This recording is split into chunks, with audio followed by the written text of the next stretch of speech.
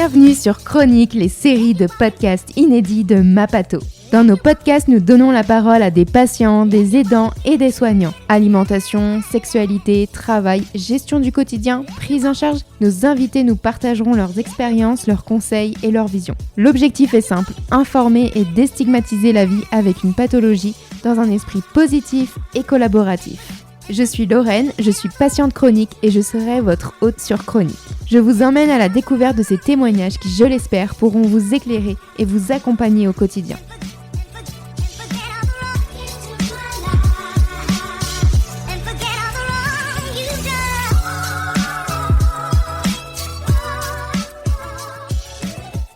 Ce nouvel épisode de Chronique est rendu possible grâce au site autisme-et-sommeil.fr. Il s'agit d'un site d'information à destination des familles d'enfants avec troubles du spectre de l'autisme, TSA, et des professionnels de santé s'occupant de ces enfants. Son objectif est de leur apporter les informations et les outils facilitant la prise en charge des troubles du sommeil. Pour ce dernier épisode de cette série sur les troubles du spectre de l'autisme, j'ai le plaisir d'accueillir une experte émérite, le Dr Carmen Schroeder, afin d'aborder les troubles du sommeil. Le Dr Schroeder, professeur de psychiatrie de l'enfant et de l'adolescent au CHU de Strasbourg, apporte une richesse d'expérience en tant que spécialiste du sommeil et coordinatrice d'un centre d'excellence dédié aux troubles du spectre de l'autisme et aux troubles du neurodéveloppement.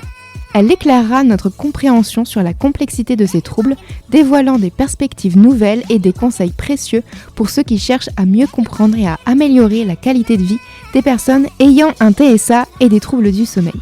Préparez-vous à plonger dans une conversation informative et engageante avec le Dr Carmen Schroeder, alors que nous explorons les liens entre l'autisme et les troubles du sommeil, démystifiant ainsi ces sujets cruciaux pour le bien-être collectif. Je vous laisse sur notre conversation et vous souhaite une excellente écoute à toutes et à tous. Bonjour Dr Schroeder. Bonjour. Je suis ravie de vous accueillir dans le podcast de Chronique. Je vais commencer par la première question. Est-ce que vous pouvez vous présenter ? Avec plaisir. Alors, je suis professeure de psychiatrie de l'enfant et de l'adolescent aux hôpitaux universitaires de Strasbourg. Je suis aussi spécialiste sommeil et membre d'une équipe CNRS qui fait de la recherche sur le sommeil et des rythmes circadiens.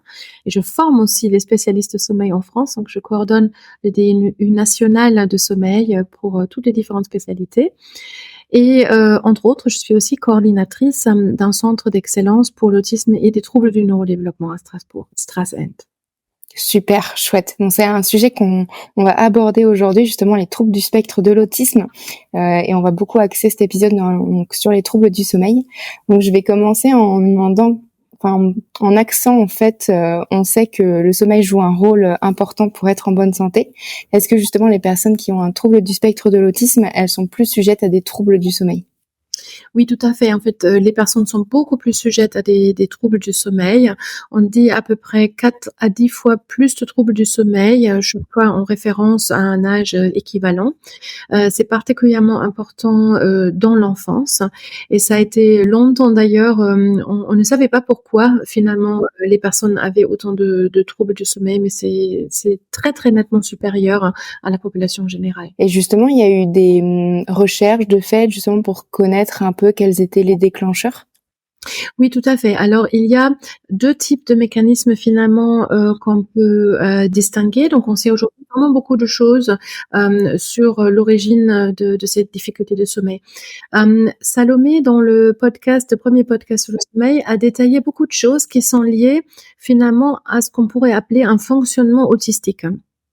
Alors, ça veut dire il y a donc la particularité au sein des troubles du spectre d'autisme, c'est une difficulté au niveau de la communication sociale et des interactions sociales, et puis d'un autre côté des activités restreintes, des intérêts activités répétitives, des intérêts restreints, et ce fonctionnement va finalement faire plus des particularités sensorielles que notamment le soir, il y a une certaine tension, il y a beaucoup d'angoisse. Alors, ça se déclare de différentes manières.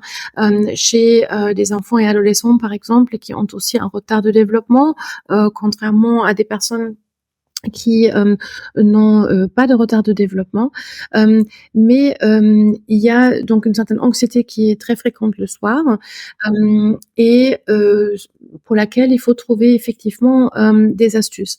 Donc ça peut être que effectivement le lâcher prise, hein. Salomé, elle indique par exemple si elle est trop frustrée de sa journée ou trop excitée parce que c'est trop bien passé, donc tout ce qui est un peu extrême dans son vécu peut déclencher effectivement plus des difficultés de sommeil, mais elle peut aussi dire, et ça c'est parfois sous-estimé, que finalement c'est aussi un moment qu'elle apprécie particulièrement parce que c'est là qu'elle est seule et qu'elle peut vaquer à aux occupations sans être dérangée donc par d'autres personnes. Alors elle est maintenant adulte, mais pour l'enfant ça va être je suis enfin seule dans ma chambre, plus avec mon frère ou ma sœur dans la plupart du temps et pas avec mes parents. Et parfois les enfants aiment beaucoup du coup faire autre chose pour eux-mêmes dans leur centre d'intérêt spécifique qui peut être très finalement moteur, avec beaucoup de stéréotypie à ce moment-là, ou qui peut être plus porté sur certains sujets d'intérêt, lire un livre très spécifique sur les dinosaures ou sur l'espace ou autre chose. Donc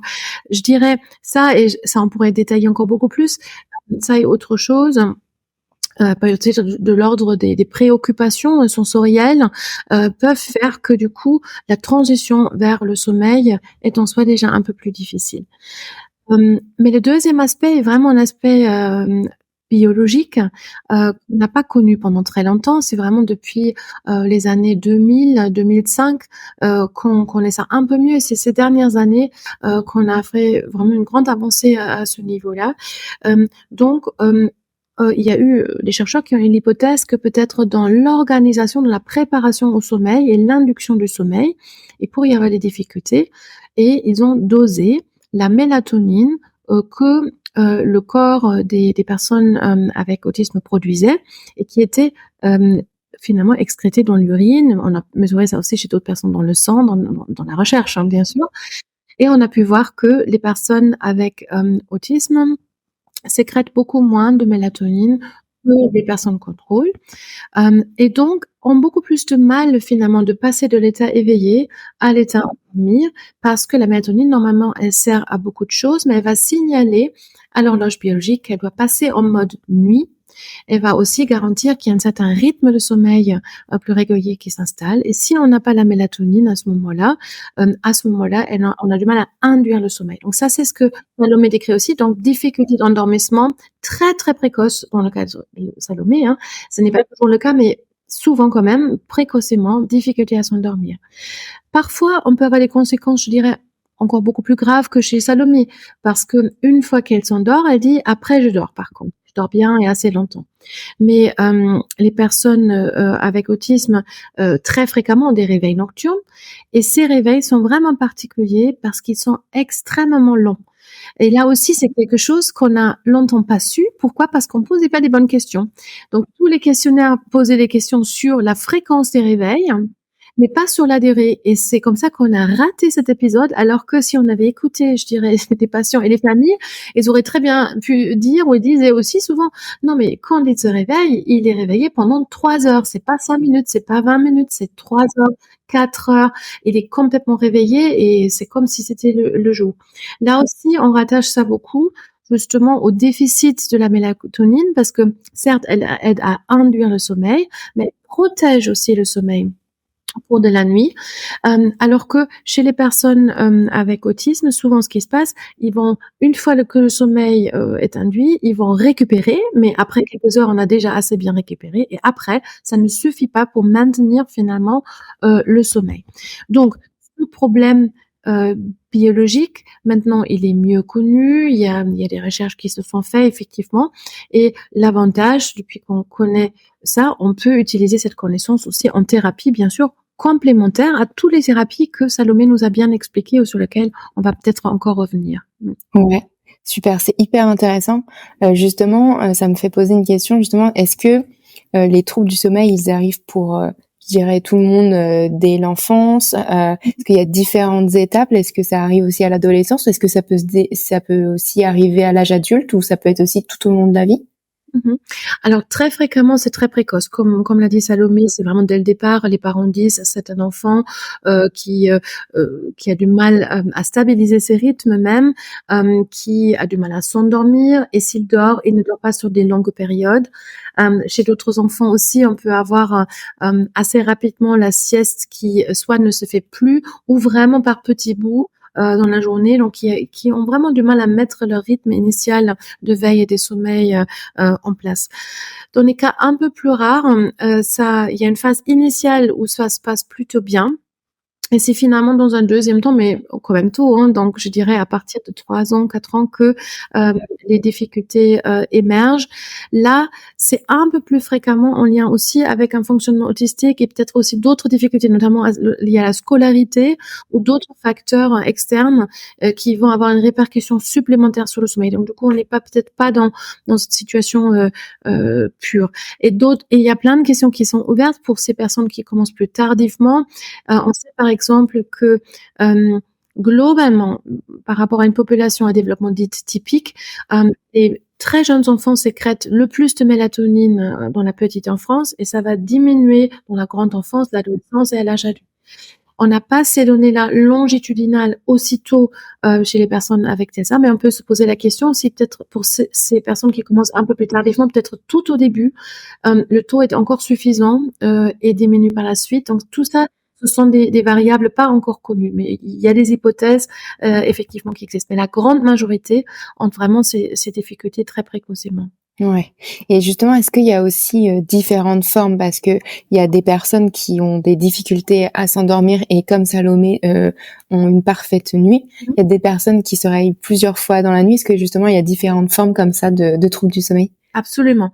Les troubles d'endormissement sont les plus fréquents, mais suivis de très peu en fait, hein, par je dirais troubles d'endormissement, c'est certainement le cas, dont environ chez environ 50 des enfants par exemple. Donc c'est vraiment, vraiment très fréquent.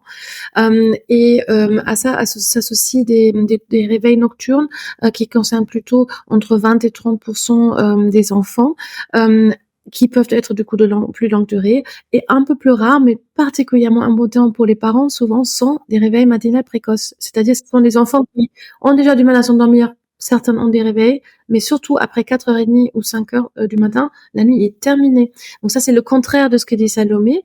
Et là, c'est vraiment, ce sont ces combinaisons de troubles du sommeil qui sont particulièrement épuisants du coup aussi pour la famille, pour les parents surtout, les mamans surtout, mais aussi pour la fratrie, parce que l'enfant fait parfois beaucoup de bruit, lors des réveils nocturnes. Donc Salomé a eu des troubles du sommeil très embêtants, très chroniques, mais les troubles du sommeil sont aussi un spectre et il y a des formes beaucoup plus graves, que ce que encore, hein, que ce que l'a décrit Salomé finalement. OK, d'accord, et justement, est-ce qu'il y a, enfin, quels sont les facteurs qui peuvent, contribuer, aux troubles du sommeil? On a un peu parlé tout à l'heure justement du stress, de l'angoisse, Mmh mh. de l'excitation aussi parfois. Est-ce qu'il y a d'autres choses qui peuvent Mmh. jouer? Ah, tout à fait, peut-être un élément qu'on a moins souligné encore tout à l'heure, donc en fait, on a parlé de l'anxiété, du stress, on a parlé des facteurs biologiques, mais si je reviens, peut-être, à ce qui est lié au fonctionnement autistique, ce sont des troubles sensoriels. Donc beaucoup de personnes avec autisme ont ces difficultés. Ça veut dire vous avez peut-être détaillé ça aussi dans d'autres épisodes, on est hypo ou hypersensible dans un ou plusieurs domaines sensoriels, par exemple une sensibilité auditive ou une hypo, mais ça peut être plus difficilement reconnaissable par l'environnement, comme par exemple des hyposensibilités proprioceptives. Ça veut dire quoi? On sent moins son corps où il se trouve dans l'espace, en quelque sorte. Ces enfants-là, par exemple, ils aiment être tenus, ils aiment être contenus, notamment quand ils sont jeunes, souvent la seule façon, en fait, les parents arrivent à ça, c'est de s'endormir avec un de leurs parents qui les serre fortement dans les bras. C'est pas seulement un contact où un parent doit être présent dans la chambre, mais ce sont vraiment les situations cliniques où les enfants cherchent à être entourés et cetera. Bien sûr, tous ces aspects-là, on doit en tenir compte, pour aménager ça, parce qu'on ne peut pas juste dire à ses parents, du coup, non, il ne faut pas être présent à l'endormissement de votre enfant. Évidemment, les parents savent qu'ils ne doivent pas être présents à l'endormissement de l'enfant, mais ils sont arrivés là parce que c'était réellement un besoin, par exemple, de leur enfant. Et à ce moment-là, il faut chercher à des stratégies alternatives. Salomé en a parlé pour d'autres aspects.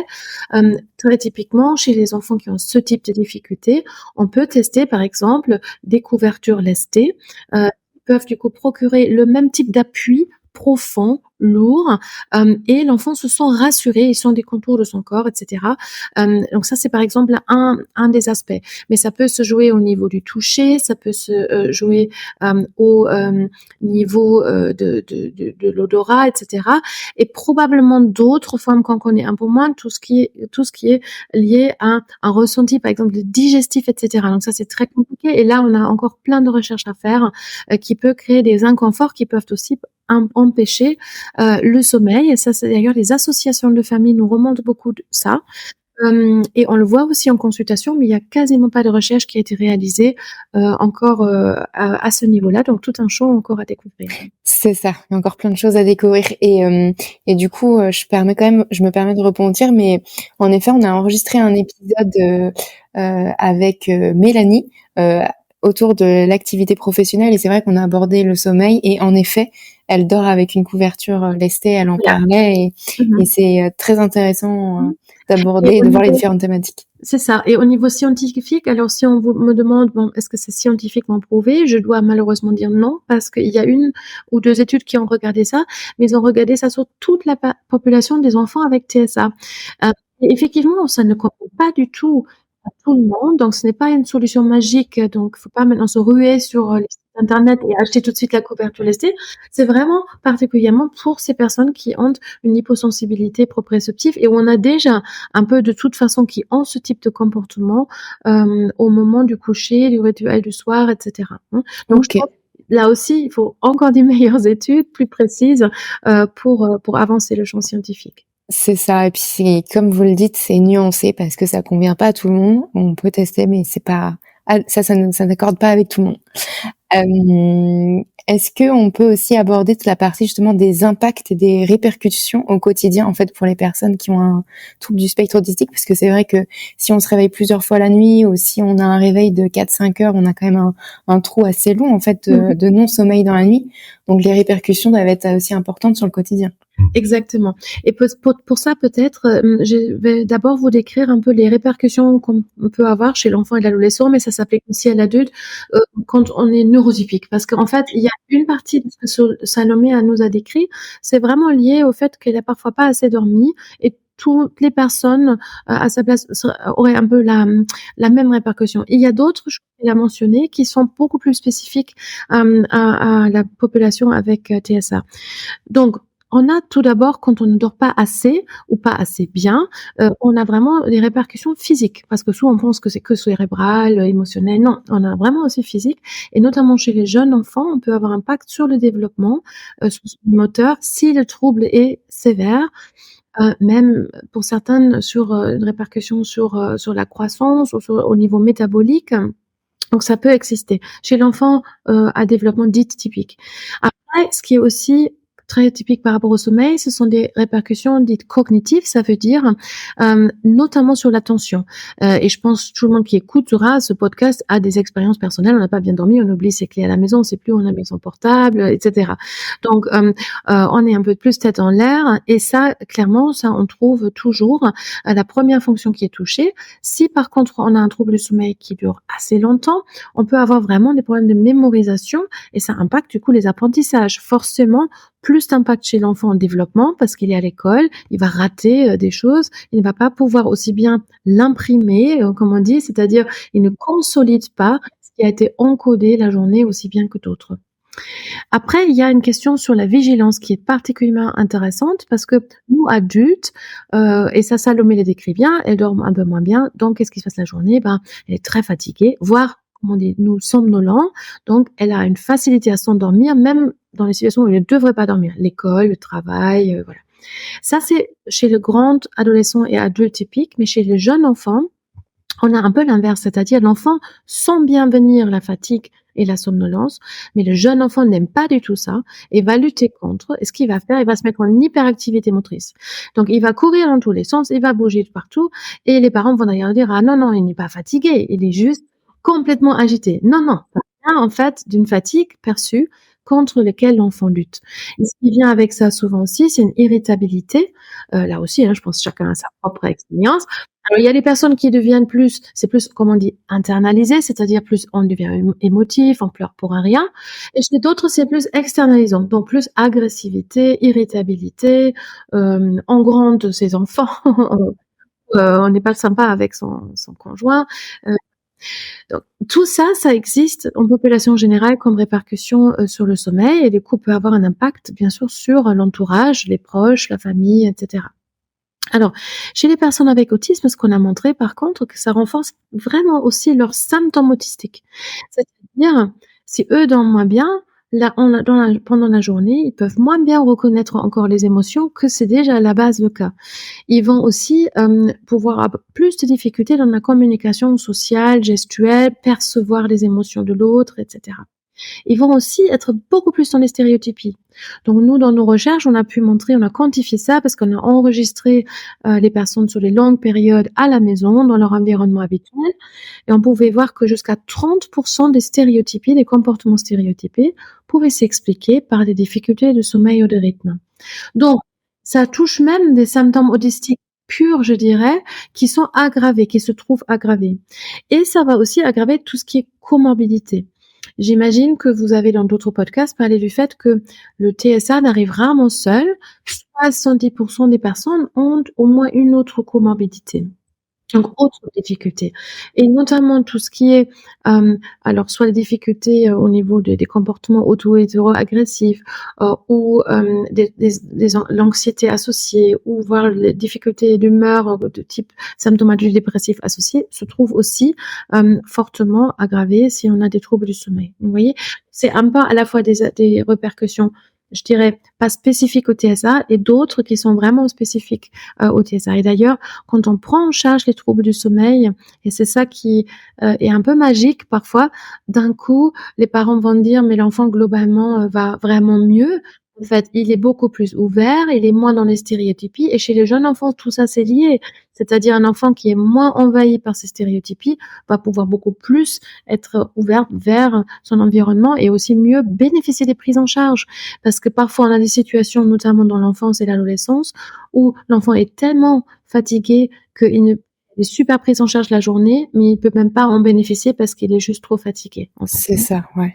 Et on a vu aussi des répercussions peut-être sur l'entourage, peut-être sur les parents ou sur le conjoint ou la conjointe, justement, C'est ça. à l'âge adulte. Alors, Salomé disait, je trouvais assez intéressant, il faut être vraiment patient par rapport à ça. Ma famille est très patiente. Alors ça, je trouve un message très sympa à dire pour les familles. Moi, je vais leur passer un autre message qui n'est pas contraire mais complémentaire. Faut pas être trop patient. Pas trop patient dans le sens, pas avec l'enfant, mais il faut pouvoir s'en plaindre auprès de quelqu'un, il faut chercher de l'aide parce que c'est épuisant pour une famille. Et il y a des familles des familles monoparentales, des familles qui sont eux-mêmes déjà en grande difficulté ou qui ont même aussi des difficultés à dormir. Pour eux, ce n'est pas possible d'attendre des années que ça s'améliore peut-être un jour, voilà. Donc vous pouvez chercher de l'aide, hein. Il faut absolument en parler aux médecins traitants, aux pédiatres, parce qu'on peut réellement améliorer les choses. Donc ce n'est pas une fatalité et se faire aider par des professionnels de santé. Toujours d'abord dans des approches vraiment simples, adaptées, faire une analyse, comme dit, analyse fonctionnelle, comme dit Salomé, essayer de comprendre d'où ça vient, essayer d'améliorer les choses. Mais si ça ne suffit pas, il y a parfois aussi des traitements nécessaires. D'ailleurs, Salomé dit elle-même bénéficie en plus du reste d'un traitement médicamenteux. Ouais. Justement, ça va dans ma prochaine question qui était quel type de professionnel de santé, en fait, il est possible de rencontrer pour peut-être alléger ces troubles. Est-ce que justement c'est de voir le médecin traitant? Est-ce qu'il y a des spécialistes aussi spécifiques sur le sommeil? Alors, il y a bien sûr, hein, comme toujours, il y a des experts, mais qui ne sont pas aussi accessibles en nombre et parfois aussi en région, hein. que d'autres professionnels. Donc clairement, la première porte est le médecin traitant et les pédiatres, parce qu'il peut déjà poser le diagnostic d'un trouble du sommeil et dire: «On est plutôt dans le champ des insomnies», par exemple, ou voilà. Et à ce moment-là, de voir comment on prend ce problème-là. Souvent, le pédiatre peut déjà fournir certains conseils. Alors, on peut les prendre, essayer de tenter, si ça suffit. Si on a un diagnostic de TSA, on a souvent des spécialistes qui nous suivent, dont des psychologues comme Salomé, très bien formés, qui peuvent du coup vraiment adapter peut-être ces recommandations un peu généralistes que les pédiatres ont, mais à la situation spécifique de cet enfant, de cette famille, de ce que souhaite aussi la famille, parce que c'est vraiment un peu de la dentellerie, hein. Donc on a une base, mais il faut vraiment l'adapter à chaque patient qui est différent. Et par contre, ces premières approches, les pédiatres peuvent aussi instaurer un traitement complémentaire si c'est nécessaire. Et si ça ne suffit pas, ou si cette première ligne, là, c'est intéressant de s'adresser à des spécialistes du sommeil. Alors, soit les pédiatres ont leurs références, mais on peut aussi les trouver via des réseaux qui existent, notamment actuellement le réseau Morphée. Donc, c'est peut-être quelque chose que vous pouvez mettre dans les ressources. Totalement, un réseau francilien, mais extrêmement fiable, très bien documenté. Tous les médecins chercheurs du sommeil presque en France qui travaillent dans ce domaine ont contribué, donc à ce site qui est régulièrement actualisé, et on trouve là les brochures avec des bons conseils, on trouve des agendas de sommeil pour pouvoir faire une première analyse, des questionnaires sur le sommeil, et cetera. Donc on peut aussi s'aider et amener parfois aussi ces documents chez les pédiatres pour avancer, et sinon trouver des spécialistes du coup du sommeil qui existent, mais qui sont un peu moins nombreux, bien sûr, que les médecins de première ligne. Ouais, ça marche. Bon, on mettra les liens justement de Réseau Morphée, parce que c'est vrai que nous, on a déjà entendu pas mal parler avec ma pato, mais c'est bien de rediffuser le message. Et est-ce que, parce que ça me fait penser aussi à Salomé, justement, elle parlait qu'elle faisait de la méditation, que ça pouvait l'aider. Est-ce que justement, il y a d'autres approches non médicamenteuses qui existent, parce que peut-être que la méditation, c'est peut-être juste un a priori, mais peut-être, est-ce que c'est peut-être plus compliqué à faire avec un enfant en bas âge aussi? Alors, il y a, oui, alors avec les enfants en bas âge, on n'appellera pas ça la méditation, mais on peut avoir des petites approches à partir de 3-4 ans en douceur. Par exemple, un livre en population générale, c'est Calme comme une grenouille. C'est un livre qu'on peut bien conseiller sur la pleine conscience, adapté aux tout petits. Les parents peuvent faire avec leurs enfants, et après les enfants peuvent devenir un peu indépendants en le faisant. Mais c'est vrai que ça ne concernera pas la majorité des enfants et adolescents ou adultes avec TSA. Ceux qui parce que pour beaucoup, ça ne serait pas accessible, rien que d'écouter des textes parfois un peu compliqués. Voilà. Non, les premiers conseils sont vraiment chez les jeunes enfants, surtout comportementaux. Donc, vraiment mettre des règles en place, des rythmes très très clairs, un rituel plus. On appelle ça parfois des rituels ou des routines le soir. Il faut que ça soit extrêmement réglé, prévisible.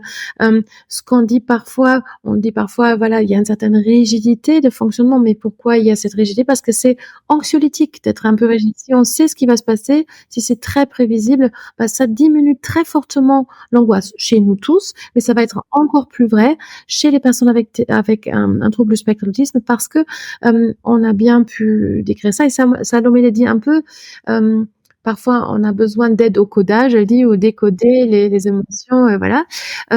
Il y a aussi de ce fait un manque parfois de la façon de prédire ce qui va se passer. Donc tout ce qui peut nous rassurer et nous aider à prédire les bonnes choses, que réellement c'est ça ce qui va se passer, ça c'est très bien. Donc du coup on a des rituels en place, mais on va les renforcer par des supports visuels, des séquenciers. Et ça aussi, les personnes qui écouteront ce podcast, pour la majorité, connaissent déjà les TSA, je pense.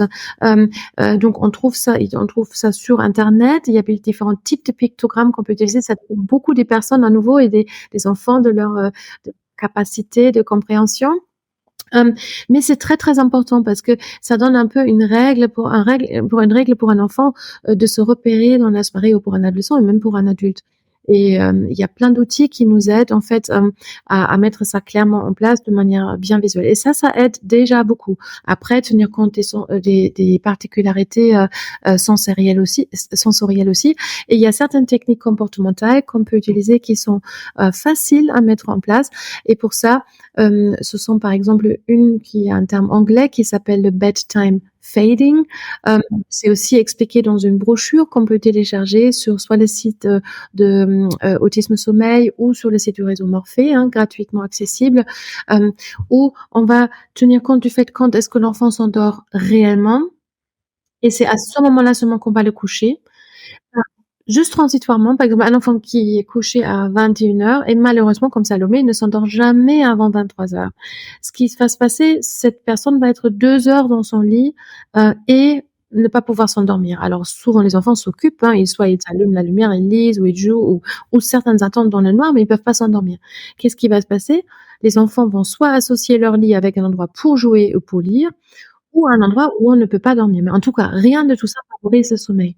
Nous, on aimerait bien que le lit est un endroit uniquement pour le sommeil. Et pour ça, de sorte que quand on se couche, on associe ça tout de suite et notre corps l'associe au sommeil. Donc, le fait de coucher l'enfant à un horaire où réellement il s'endort, transitoirement, ça crée cette confiance à nouveau dans son sommeil. Le fait, j'arrive à m'endormir quand on me couche. En même temps, on va lever l'enfant à un horaire pas trop tardif. Donc, on crée transitoirement un peu un manque de sommeil, on pourrait presque dire, mais en fait, une restriction. Mais ce sommeil va être de meilleure qualité et avec un endormissement plus rapide. Et si après 2 semaines, par exemple, ou 3, c'est stable, à ce moment-là, on va progressivement rendre le coucher plus tôt à nouveau. C'est-à-dire, là, on va avancer progressivement le coucher. Et l'enfant garde souvent la même confiance dans son sommeil. Si on avance de 10 minutes, c'est pas une grande différence. Et après, encore de 10 minutes et encore de 10 minutes. Et du coup, jusqu'à ce qu'on ait un horaire à nouveau beaucoup plus acceptable. Donc, ce type de technique que je vous explique un peu simplement et rapidement, on peut le retrouver aussi dans ces brochures et c'est aussi à travailler sinon avec des spécialistes de sommeil et qui fonctionnent assez bien, ces techniques comportementales. Chouette. Et justement, pour toute la partie conseils, quels conseils justement on pourrait donner aux parents d'enfants qui ont un trouble du sommeil? Alors, des conseils sont vraiment de suivre ces premières recommandations. Ici, les parents, alors l'idéal, c'est de trouver un spécialiste qui connaît déjà bien ça. Mais si, imaginons, on a un médecin traitant, un pédiatre qui est très volontaire, mais qui ne connaît pas très bien le sujet, on peut s'aider avec ces outils sur le réseau Morphée ou sur Autisme Sommeil que vous trouvez pour déjà préparer le terrain, venir avec finalement un agenda de sommeil rempli, un questionnaire de sommeil rempli, ça va aider le professionnel aussi. Et à ce moment-là, discuter aussi avec les psychologues, par exemple, qui prennent en charge l'enfant et peut-être leur demander, eux peuvent suivre aussi des modules que nous avons préparés, des modules en ligne, qui sont justement pour former à ces techniques dites comportementales ou en tout cas non pharmacologiques et peut-être leur conseiller de regarder ça parce qu'avec leur formation initiale, ça peut faire que, par exemple, une psychologue qui maîtrise très bien les TCC mais qui ne connaît juste pas trop bien le sommeil, qui ne sait pas trop comment l'adapter au sommeil, ça lui permet d'acquérir cette compétence supplémentaire et du coup travailler un peu mieux encore peut-être avec la famille. Donc tout ça, ces premières étapes sont vraiment aujourd'hui assez accessibles. Chouette. C'est hyper important justement de se dire, on en parlait tout à l'heure, mais parfois de la façon, enfin de là où on habite, on n'a pas forcément tous les types de professionnels qui existent, donc d'avoir ces ressources-là, c'est hyper important. Et du coup, justement, la dernière question du podcast, c'est est-ce que vous avez un message à faire passer? C'est peut-être aussi toutes les ressources qui peuvent exister sur Internet actuellement et qui sont hyper importantes. Oui. Alors la première chose, c'est que ce n'est pas une fatalité. Donc il ne faut pas se dire: «Mais bien sûr, il a des troubles du sommeil parce qu'il a un autisme, mon fils», mais de se dire: «Non, il a d'une part un trouble du spectre de l'autisme, d'autre part, il a un trouble du sommeil». Certes, les 2 sont fréquemment associés, mais si j'améliore le sommeil, ça va déjà nous faire du bien à tout le monde, mais on va probablement aussi avoir un peu une amélioration de la symptomatologie autistique. Donc de prendre ça au sérieux, de s'y atteler. Donc avec, quelles, ressources? Donc vraiment des documents grand public sur les 2 sites, Réseau Morphée, et Autisme Sommeil qu'on peut conseiller, parce que ça a été vu par des experts du sommeil et du neurodéveloppement justement. D'essayer de mettre ces premières approches, en place, mais aussi de signaler et là, c'est une consultation médicale obligatoirement, à son médecin traitant, pédiatre ou neuropédiatre ou pédopsychiatre, justement, si ça ne suffit pas pour qu'on puisse éventuellement bénéficier, d'une solution, médicamenteuse, parce que ça peut parfois vraiment, changer, complètement, la vie des personnes. Et peut-être, une tout dernier mot aussi, parce que moi j'apprends tous les jours et j'ai cette chance-là dans ma profession, on apprend avec nos patients. Donc, oui, on est experts, nous, des matières, hein, de le neurodéveloppement, du sommeil, mais ce sont toujours les patients qui sont experts d'eux-mêmes et les parents qui sont experts de leurs enfants. Donc ça nous permet, nous, constamment aussi d'évoluer et j'ai trouvé ça très joli, ce que, j'avais entendu dire, une maman qui dit: «Alors moi, ce qui m'aide beaucoup, c'est que quand je suis réveillée la nuit, parce que mon enfant est réveillé et je suis vraiment assez désespérée, je m'imagine, il y a en France, beaucoup d'autres mamans ou papas dans la même situation à ce moment-là et elle dit: «Oui, je regarde parfois les étoiles, mais je dis: "Bon, il y a d'autres personnes qui sont à ce moment-là réveillées parce que leur enfant n'arrive pas à dormir. Je ne suis pas seule"». Parce que c'est vrai que, des troubles du sommeil, il y a la particularité, on est souvent seul à les affronter. Soit les personnes eux-mêmes seules, soit, avec les familles ou les mamans ou les papas seuls, et donc c'est ça qui rend, cette gestion aussi difficile et les vécus parfois est très douloureux à cause de ça aussi. Mais vous n'êtes pas seuls, vous n'êtes pas les seuls à vivre ça et il y a vraiment des solutions pour en sortir. Super, parfait. Eh ben, merci beaucoup, Carmen, d'avoir pris le temps de nous expliquer les troubles du sommeil. Avec grand plaisir.